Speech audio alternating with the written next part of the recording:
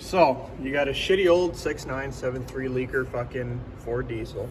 And I installed this just so I can see if there was air going out. And you keep having problems with it air locking up here, right at the filter head. Well, I decided for shits and giggles, I got to thinking, because I also seen somebody else did it. I didn't know why they did it, but now I do understand why.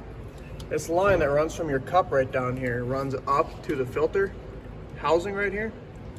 Unhook both ends, plug it off. Now, if you have leaking O-rings, it's not going to keep your diesel from leaking out, so you do still need to do those if you're starting to leak a ridiculous amount of diesel. But if you have just O-rings are just sucking air, but they're not broken and leaking diesel, you can get air up here and not see it out here. So I highly suggest you just unhook these, plug them both off. I would do it a lot better than this. I have a pair of zip tie hose clamps. You shouldn't do this. You should use real hose clamps and probably put a plug right down here instead of at the end of the hose here. But I'm not paid enough to care, so. And the reason this works is because both these sets of return cups, you have 4 on each side. I don't want to take the air cleaner back off because my screen's all bent in there and it takes like 5 minutes.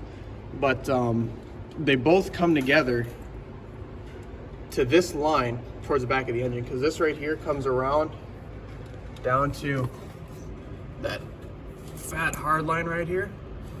Down at the back there's a I believe it's a 5/8 wrench on it, and it's got a well, my brother's 86 has a bung on each side. This one has a bung on the right and the bottom, but both sides drain back into it. So you can do this and it's not going to cause any issues because your fuel is still going back to the tank through here.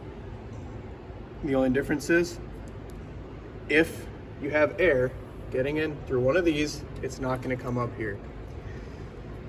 And I noticed when the reason I knew that I needed to do these is because I would get random power surges, which I don't have anymore. We just test drove that. I should tighten that up a little more. I just flicked that and it leaked a little bit of fuel, but I don't really care because there's pressure coming out of here, so it's not going to suck air through here. But that's not what we're worrying about. What the hell was I saying? Oh yeah, I knew I was getting air in somewhere because I was getting hard starts with the new glow plugs in it.